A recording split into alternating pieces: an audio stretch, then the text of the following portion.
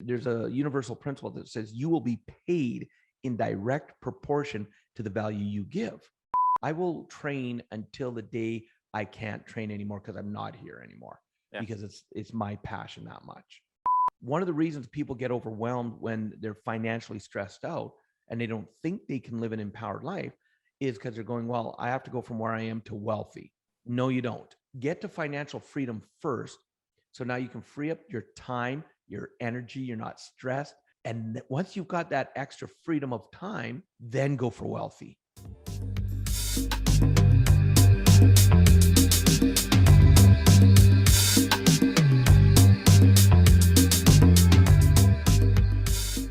Okay, so welcome, Robert, to the podcast. Obviously, we've had a little bit of a pre-chat today. Very nice to meet you. Very joyful, great experience already. Before I say anything else, I'm just going to hand over to the audience to introduce yourself, please. Thanks, Richard. My name is Robert Raymond Riopel. I'm an international best-selling author, an app designer, serial entrepreneur. And probably the thing I'm most passionate about, though, is I've been blessed for the last 18 and a half plus years to travel around the world, impacting lives, doing live trainings, BC before COVID, Yeah. where I anywhere from 100 to 6,000 students at a time for 3 to 5 very intensive days at a time, where I'm on stage for up to 12 hours. And so that's kind of a little background of who I am today. I mean, we were just talking, weren't we, that you've actually been to India. Obviously, I'm based in India. Our audience is worldwide, but a large audience is in India. And you've been here many times, half a dozen times. Well, so a dozen times, I think. Yeah, or Maybe more. more. Yeah. More. Yep. Yeah. A couple of dozen Absolutely. times, I think, was what you'd said, actually. Yeah. Yeah, So, and I love traveling to India because I love learning new cultures. I love getting to meet the people and just to observe. One of the things I've kind of made my habit, especially when I go to a new country and before anybody knows who I am, I love to hop on public transport of some form and just tour around and really get to see and experience. And I even remember the first time I was in India, and I think I want to say I was in Bangalore or Bengaluru, and I hopped on a little auto rickshaw yeah. and I ended up being able to hire the guy for about 7 hours to just take me around. I wanted to do some shopping for my wife. I wanted to kind of experience things. And so he was taking me around. A super nice guy from outside the hotel. We did some great shopping. And, it's interesting, Richard, no matter where I travel, when I say I want to get to know people, one of the things I love to do is actually get to know them. I don't like to just, hey, you're the driver, shut up, just go. No, I want to get to know them. I want to learn and experience. And I remember that first time because I had bought some really cool things, including some really nice scarves for my wife. Okay. And he had taken me around all day long, and we got back to the hotel, and I go into my 3-day training. It's very intensive training, and I have no time to do anything but. And on that particular trip, the moment I was done my training, we finished about 9 o'clock at night. And at midnight, I had to head to the airport to fly home right away. Because as you know, in India, a lot of the international flights leave at 2 a.m., 3 a.m. They're leaving at those times. Yeah. And so I come out of the hotel, and our partners have got a car ready for me to take me to the airport. And all of a sudden I hear this bit of a commotion, and I look up and I see someone's trying to come through the gates, and the guards are like trying to stop him. And he's like, sir, sir, sir, sir. And my one partner, he's, gets, because he's there to protect me. he steps in front of the guy. He's like, stop. And I'm like, whoa, whoa, whoa, I recognize him. It was my driver. Yeah. And I'm like, he goes, sir, sir, sir. He says, you forgot something. When we had unloaded his auto rickshaw, I'd forgot the most expensive scarf that I had bought, and it had fallen down behind the seat. Mm-hmm. And he had sat there for 3 days watching for me so that he could return it to me. Oh, wow. And I was just absolutely blown away and just like so appreciative. And that gave me such a great insight into who people in India are. Mm-hmm. And I'd already fallen in love with the country, but that just kind of took it to a whole deeper level. That's a wonderful story as well. This is completely off topic to what we're going to be talking about today, which just for the purpose of anyone listening is, for those listening, is how to lead an empowered life. What about food? How do you get on with the food, like spices and things like that? This is really off topic, but yeah, well, but look, because of the type of trainings I do, I have a very kind of strict diet when I'm traveling.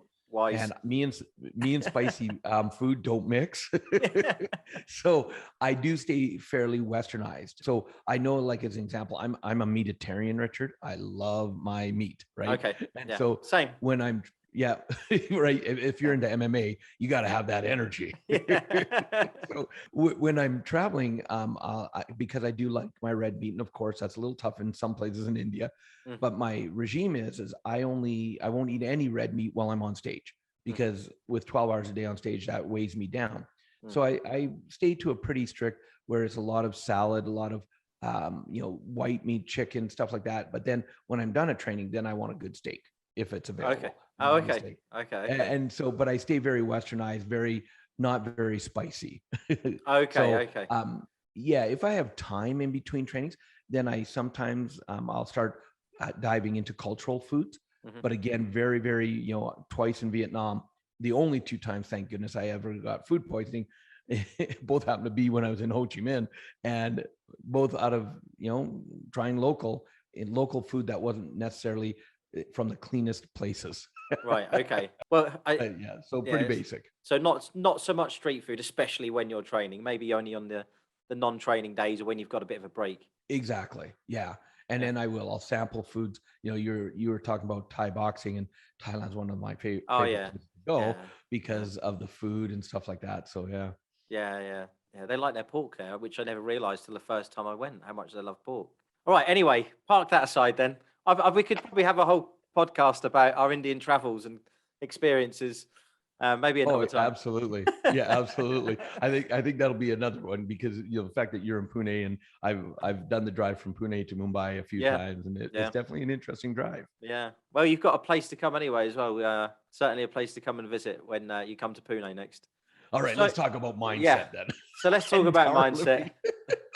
So our main topic is going to be about how to live an empowered life. And obviously I know you've got your current book, Success Left a Clue, and I don't know if I should be saying it or not, but you're currently writing a new book. Yeah, no, absolutely. Yeah. And a lot of things I'm loving to teach people, especially through a podcast interview, is based on my new book, which I'm excited about. Yeah, so absolutely. We can dive into that all day long. Excellent. So I'm just going to open it up. How do you live an empowered life? Let's keep it really general and open it. Yeah. Well, for me, one of the things, my favorite word in the whole world, Richard, is passion.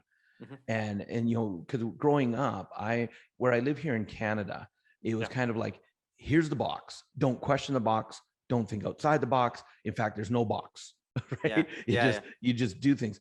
And so I grew up around a lot of people that weren't passionate, because when it came to work, as an example, the rule was, whether you like the job or not, if it gives you some form of stability and it supports your family, you do it. And so as a child, we moved around a lot, because my parents, just to keep food on the table, we never went without, but things were always tight, but we were moving all the time just so my parents could keep working, just to keep putting food on the table.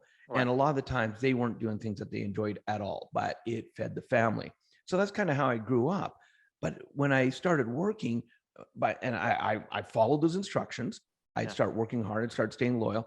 And by the time I'm 21, I'm now laid off from the third company I'd worked for. And all 3 companies had shut down, so I was laid off, downsized. And it's like, this doesn't seem to be working. And one of the jobs, I'd actually been laying fiberglass, doing fiberglass work. Right. And I don't know if you've ever experienced doing fiberglass, Richard, but those little fibers of glass, they get in your pores. And every morning I'd wake up at 3:00 like clockwork, itching all over the place, because those fibers were embedded. And I hated the job, but my dad had helped me get it. It was one of his clients for his sales job that he had. And I was going to stay loyal and keep working hard, because that's what you do. Whereas today I realize, when I meet someone, one of the first things I like to find out is, hey, what do you do for a living? Yeah. And then once they tell me that, then I'll ask them, do you enjoy doing what you do? And it's amazing how many people say no. Yeah. So then my third question is, well, why do you do it? And the 2 most common answers I get are either I'm good at it or I make a lot of money. And let's be clear, wrong answers.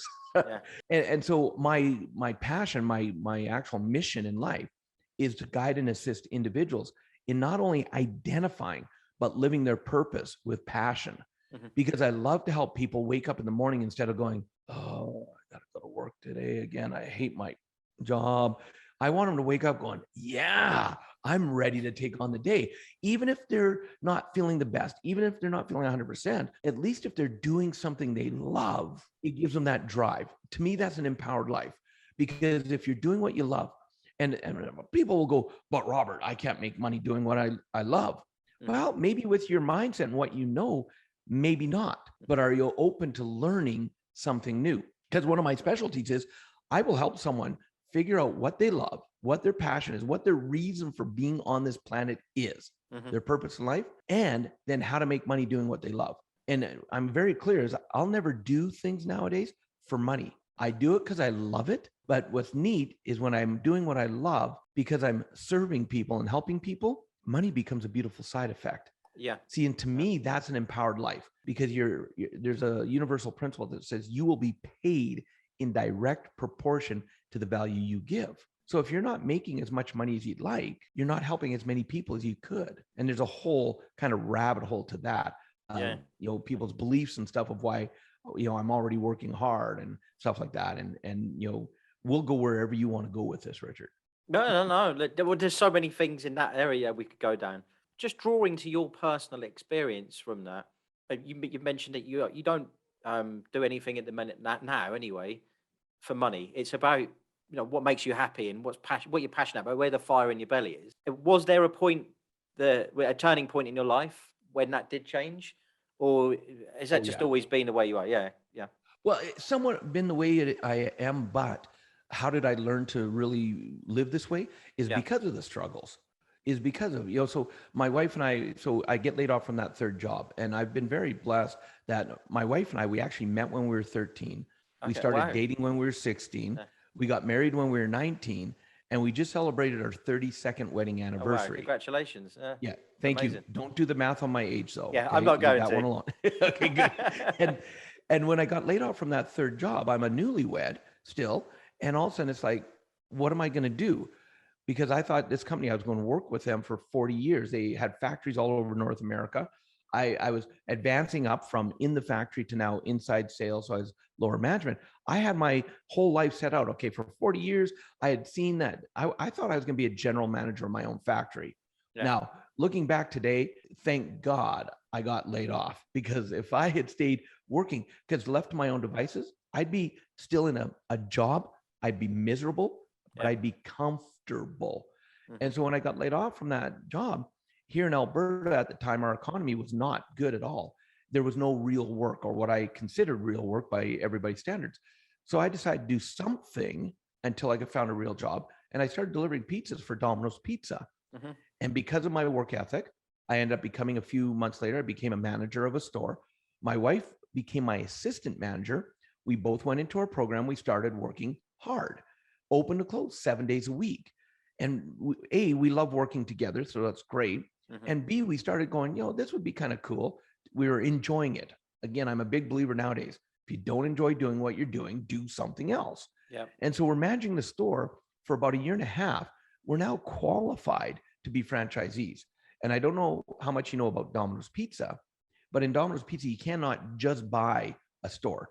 You actually have to manage a store successfully for at least a year, meeting a bunch of criteria. Right. Okay. This is why 95% of the franchisees started as drivers, because they advanced up through the ranks. Okay. Once you're qualified, once you're qualified, they actually waive the upfront franchise fee, but you still have to have the money to buy or build a store. So we're a year and a half in when all of a sudden we get the news from our franchisee that he doesn't want to be in Domino's Pizza anymore.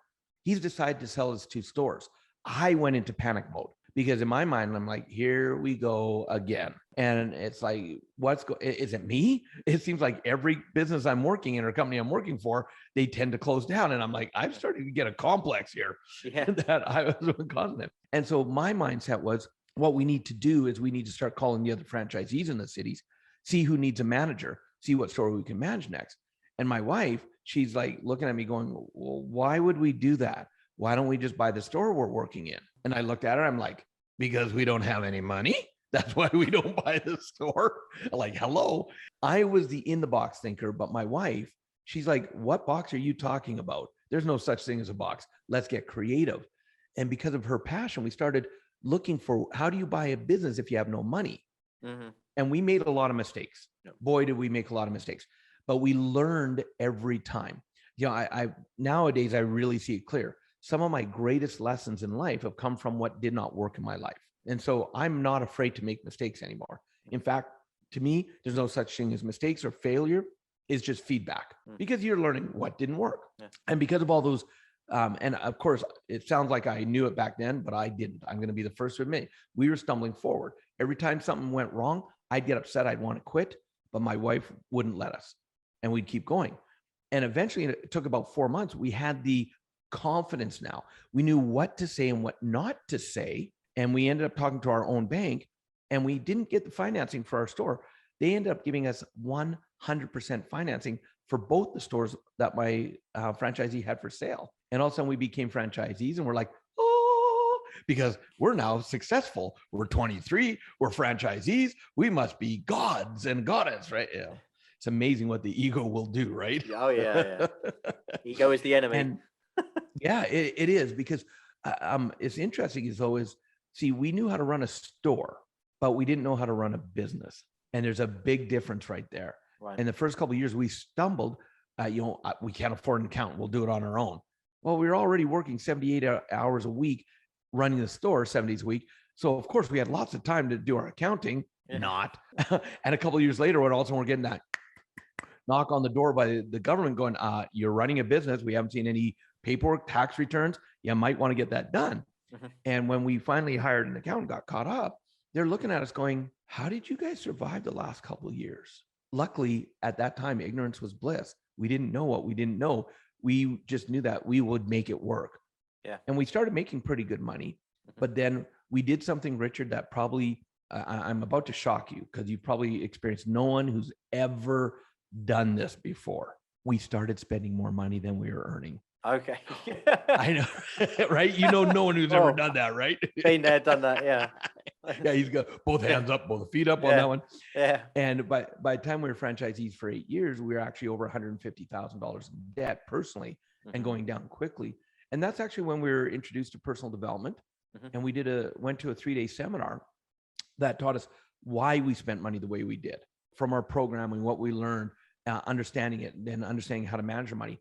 But more importantly, another thing it taught us was to take responsibility for our debt.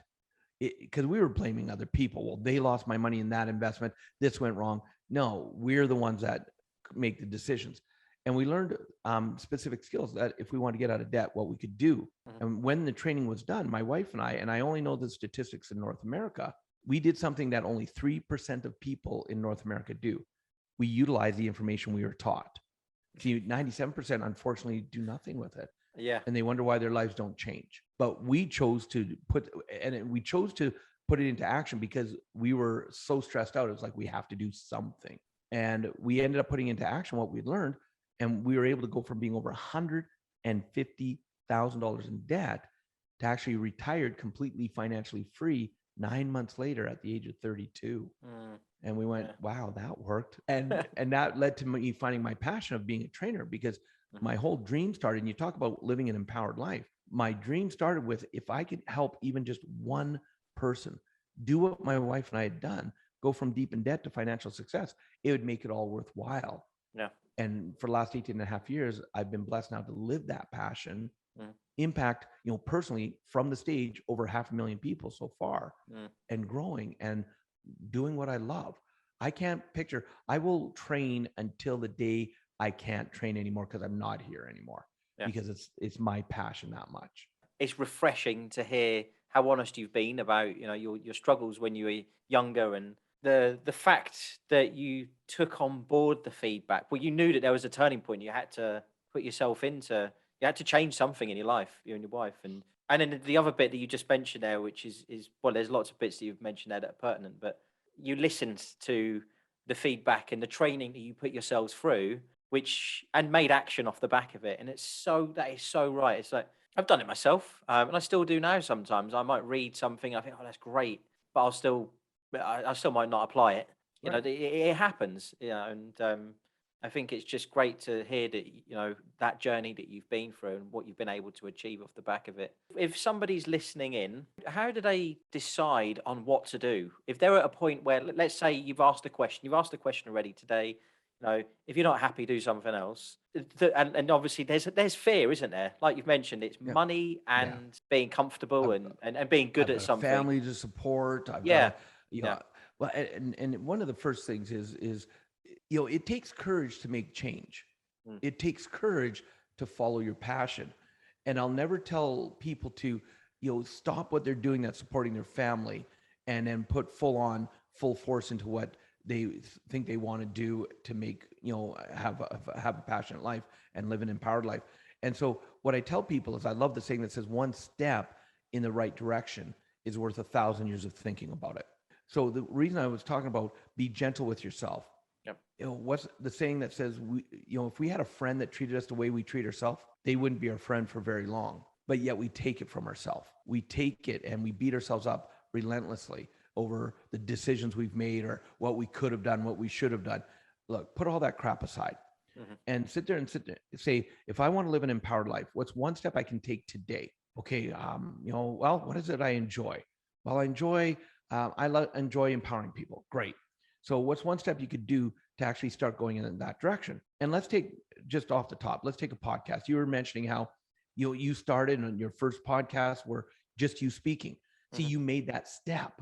Yeah. And by doing it, that starts to build the confidence. It's not like you quit your job and full on, I'm not going to be a podcaster. Here I go. Woo!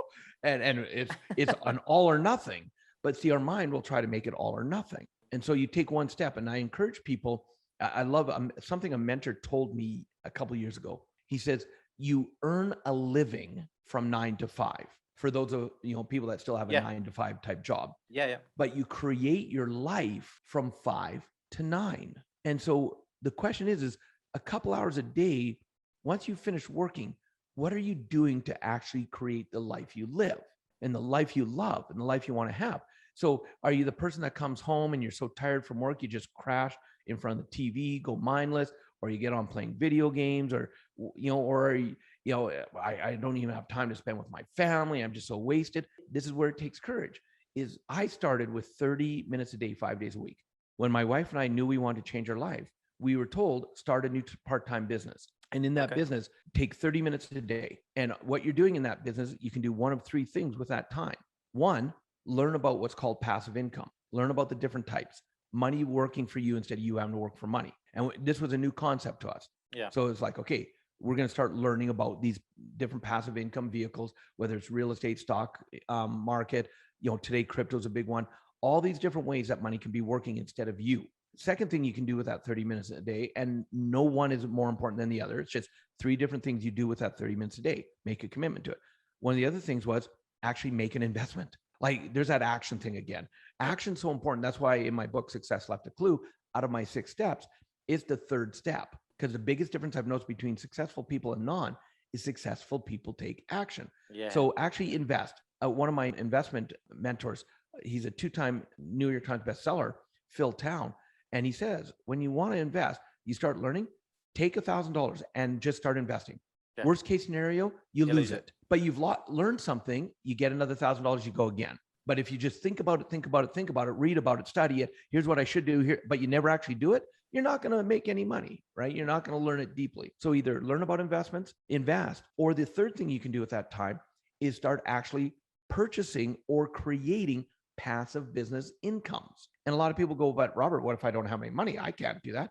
If you learn and you study and understand it, there's actually passive businesses that cost you nothing money-wise to start. They just take some time. And so you invest the time. And so because my wife and I started with 30 minutes a day, 5 days a week, 2.5 hours a week, that's it. On this new, even when we're tired, we're working 70, 80 hours a week in our store. We're tired, we're burnt out, but we committed to doing that. And that 2.5 hours a week changed our life because all of a sudden it started catching momentum. And what happened? Well, 9 months later, we're now completely financially free. And financial freedom gave us something even more important than the financial freedom. It gave us time freedom. Yeah. And think of it like this, Richard. because I'm aerodynamic, for those that are not watching and they're just listening, one of my students, I love what he says. He says, I'm not bald, but I do walk 20% faster than other people. No wind resistance. If I was this magic genie in front of you and I said, Richard, I'm about to give you 60 or 70 more hours a week to do with whatever you want.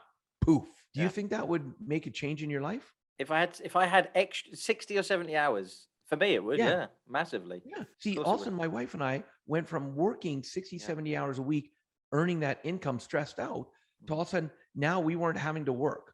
Yeah. And we instantly had this 60 to 70 hours a week extra, to now we started learning more. We dove into being avid students, because like, if this information gave us that result, what would more learning do? Right. So we started learning from as many people as we could. Yeah. But our commitment, that 2.5 hours a week, we actually multiplied it by 4. And we said, we're going to commit 10 hours a week, because now we had the time. We said, we're going to take that 10 hours a week and now focus on creating wealth, because we created financial freedom, which the definition is when your passive income, money working instead of you, is greater than your expenses, you're technically financially free. So we were financially free. We weren't wealthy, but now we didn't have to work. And with all that time freedom, now we put it from 2.5 hours a week to 10. All of a sudden, creating wealth became so simple. And so what I tell people, and if your audience that's listening and watching, here's what I'm going to tell them. One of the reasons people get overwhelmed when they're financially stressed out and they don't think they can live an empowered life is because they're going, well, I have to go from where I am to wealthy. No, you don't. Get to financial freedom first. So now you can free up your time, your energy, you're not stressed. And once you've got that extra freedom of time, then go for wealthy, because it'll be so much easier and a much nicer, funner journey. So that's what would be my recommendation. That's great advice. And I think you're completely right. A lot of people, they're looking for the huge, audacious goal, which is great and it's nice to have, but don't just focus on that. There's there's steps to that. There are steps to getting there, and it's about taking that first step and going back to what you said earlier. Be gentle on yourself. Don't beat yourself up too much. I think a lot of us have been there and done that, haven't we? So success comes one step at a time. Yeah. And so just be present, take one step, check in with yourself. How am I doing? Okay, I'm doing good. And there's 3 questions I'm always asking whenever I do something on my own or with a team. When we finish, we sit down and with no emotion, no like trying to get, upset or happy about it. It's just what worked. We make a list. What did not work? We make a list. So what can we do different? And we make a list. And then we go again. That's how you do it, one step at a time. Okay, so what are the next steps then? So you've got to that point, or what are the next pieces to the pie to taking it to the next level? Well, so having the courage to do and actually go with what you're passionate about and start that journey. So start at part-time, start making little adjustments. Now, once you get to the point where, as you get creative and you learn, because you've got to learn, I will never quit learning. I may travel all over the world. I may have trained hundreds of thousands of people, but I'm still a student. Yeah. The moment I think I know everything, I'm done. Game over. Right? Yeah. And think of the greatest MMA fighters. Do they get to the top by just getting good enough to get to the top? Or once they're at the top, do they train even harder? Right? Yeah. Because they know the hungry ones are coming for them. Yeah, exactly. The moment they become comfortable, a new move or a new something, or someone's in better condition than them, and they're pinned and it's game over. So what I would say is always keep learning. And especially if you start something part-time, almost like a side hustle, so that you can start living the life you want, earn a little extra income. Well, as you do that, you're going to be learning and you're going to get more efficient at it. Like, look again, back to your podcast. Look how much more efficient you are today and understanding, because you've been doing it. And every time you get a little bit better. Yeah. You've got the equipment, you've got the know-how, technical knowledge, the know-how, you're bringing on amazing guests. So you're getting that confidence. And eventually, as you mentioned before we recorded, you're going to start learning to monetize it. See, and then once you start monetizing it, there's going to be a point where maybe it's making as much money, if not more, than your regular job. And for a person, and this is not for everybody, because some people love what they do as a job. That's fine. Yeah. I'm never saying, you have to stop doing your job, especially if you enjoy it. But there's going to now be a time where maybe you're making as much money, if not more, part-time than you do in a full-time job. And now at that point, you have more choice. You can sit there and say, Yeah. hey, I choose not to do the job anymore. I want to do this more full time. So then you transition. That would be kind of the next step. Yeah. And who's to say it may take weeks, may take months, it may even take some years to do it, because I get that people have, family, business, jobs, they have things going on in their life. So Yeah. that's why you just take it on your journey. Yeah. It's by no one else's standards. This is one of the things I like. I love social media, but one of the parts I don't like about social media is because everything's so quick and instant, people can't help but compare themselves Oh, to what they see. totally agree. Look, I've done a podcast on that myself, solo one, just the Oh, okay. comparison. Yeah, it's Yeah, I'm a big believer in it's toxic. It's it great. is. It's great, but like you say, there's that dangerous element of it. It's like a dopamine addiction. It's an It addiction. is. Um, It yeah. absolutely is. And I don't know if you're old enough to remember. Do you remember the old 45 LPs where it was one song on one side, one song on the other? That was the whole record. A vinyl is what you mean? Yeah. Yeah, Yeah. yeah, yeah, Vinyl. yeah, yeah. Yes. Yeah, Yeah. I was saying, Well, 45 LP, LP. I know. Yeah, I didn't know the size of them. so so the smaller ones where it was only one song on each side, Yeah, side A was always the hit song, the song that everybody knew that was in the charts. yeah, Side B was always the song that the singer hoped would get some traction someday. Let's try it out, because if it's with the hit song, if people flip it over and they listen to it, that's a good thing. yeah. And this is a great analogy for what happens on social media. Mhm. On social media, you see everybody's great times, like, look, I'm on the beach, I'm here, I'm celebrating. Oh, but then, so we take their greatest hits, but we compare our life, Yeah, our what's shit not hits. going right, our shit hits. I like Yeah, that. Yes. yeah. Our shit hits to their greatest hits. And no wonder we get miserable. So never compare yourself to someone else. Compare yourself to you. Have you taken one step further than you did yesterday? Yeah. And then celebrate that success. Celebrate where you've gone, and then only compare you to you, because it's a losing game comparing yourself to others. Yeah, You'll never win. yeah. The highlight reel, isn't it? That's what we see on social media. I do think it's starting to now evolve a little bit because of people talking about it and just like understanding it. But the millennials, I don't want to just say the millennials, but for those that have been brought up when social media is ripe, or growing at its peak, it has affected people. I see it with people I know, being on social media too much. I post content on there myself, but I don't do it on my personal chat. I used to.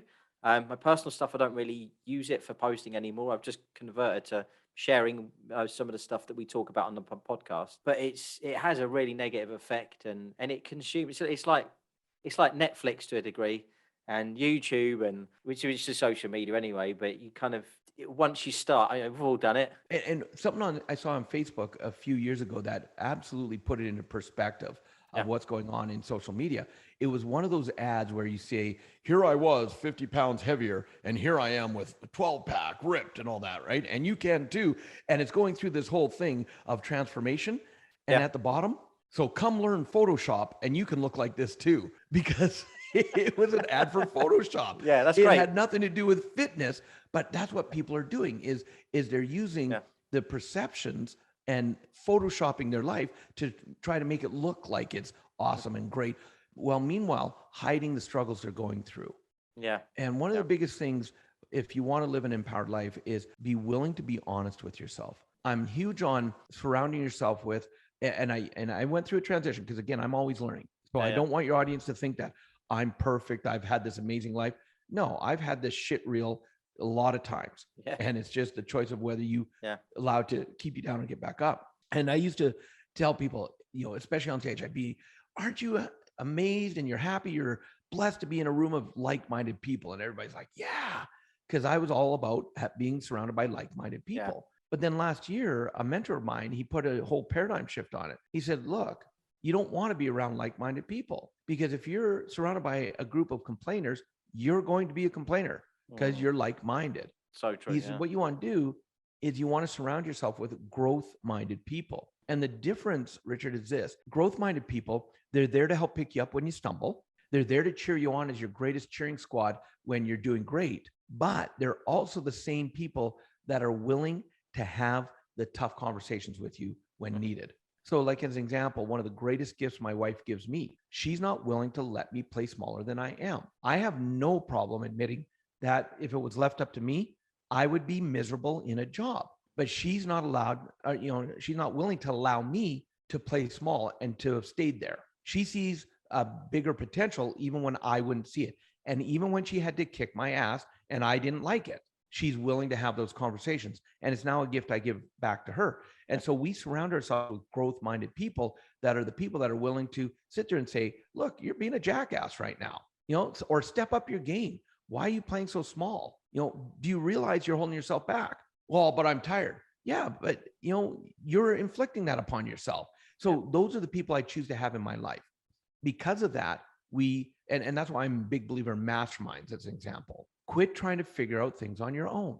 Find great people, be around them, be of service. How can I help them? Have masterminds, because as Einstein said, you cannot solve a problem with the same mind that created it. So easiest thing to do is, especially with technology today. Oh my God, with Zoom, I just finished 3 weeks ago running a 2-day mastermind with 120 or 100 people from all over the world. And with the breakout rooms, we were able to put them in groups of 5 to mastermind, to each person have a chance on a hot seat to help each other out. And people were blown away. Yeah. So there's no excuses today to why you can't surround yourself with amazing people. Yeah. But again, it comes back to that courage. So you've got to want to have change in your life. You've got to want to live more of an empowered life.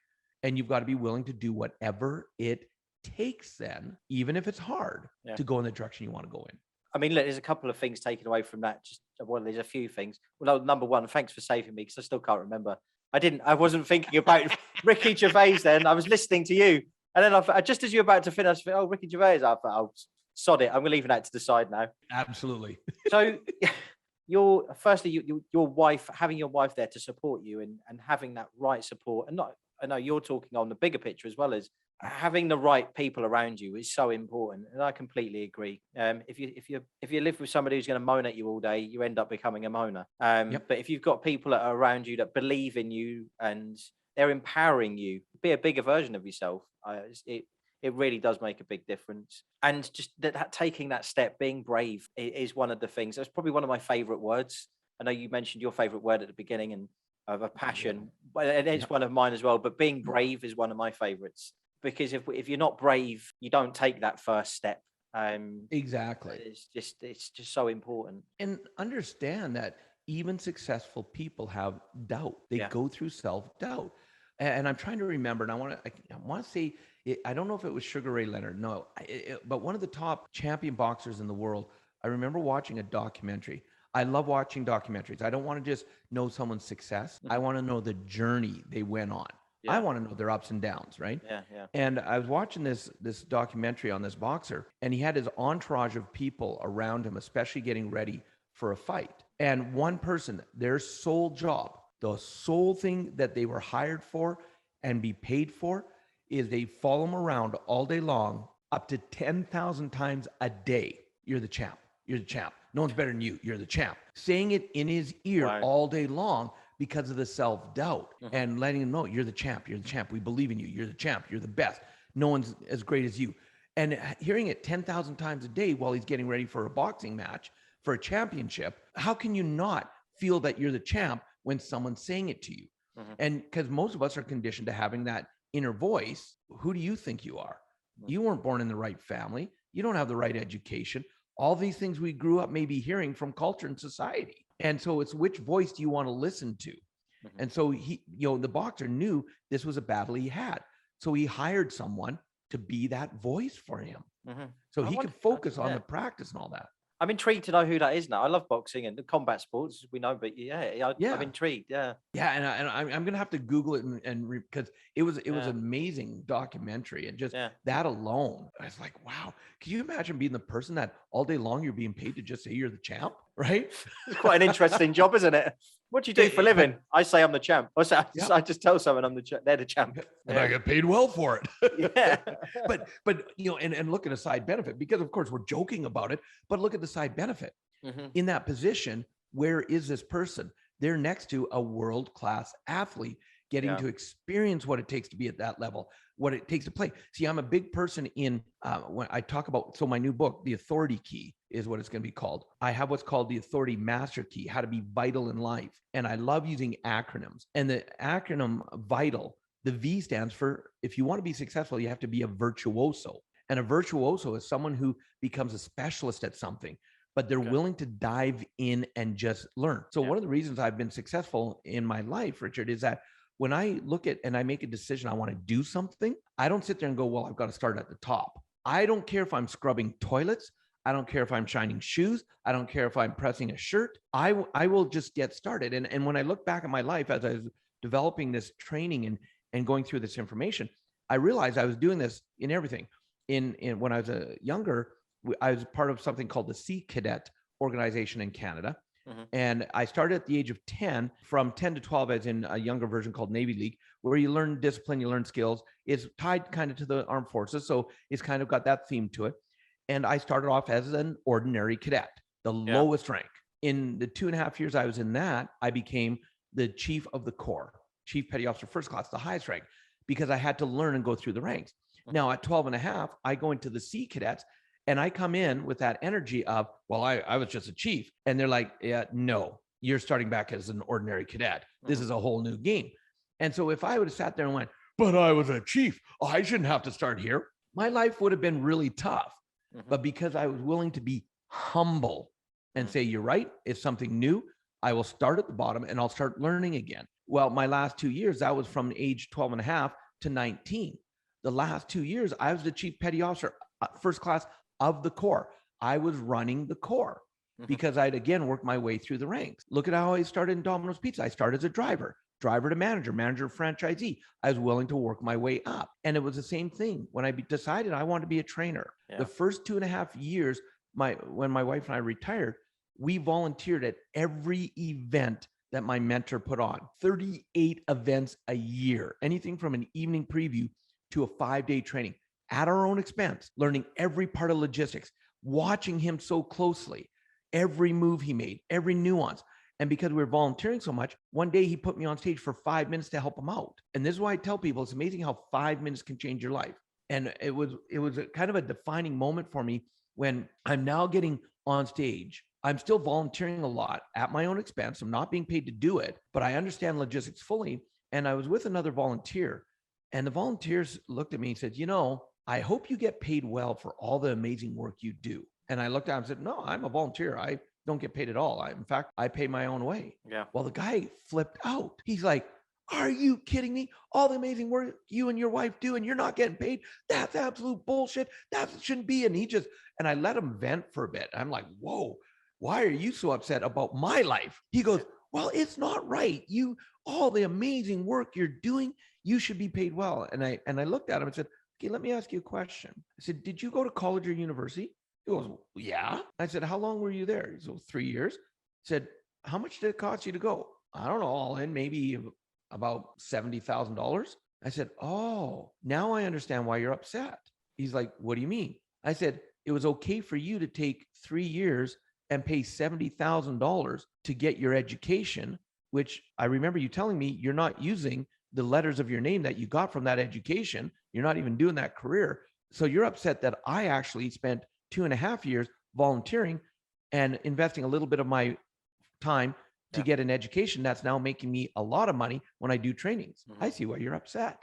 Yeah. See, he hadn't put the two together. So you start wherever you can and you start learning. Don't be afraid. I have shined my mentor's shoes because we couldn't find someone to do it for him. I've pressed his shirts, and I did it with a smile on my face because as I got to know him more, I got to be there like that guy. You're the champ. You're the champ. I got to witness what the industry really was like. I got to meet people I wouldn't have met because I was there beside my mentor. And because of that, I got catapulted light years ahead and to do what I love to do. Yeah. Look, Robert, I think we're coming to the end.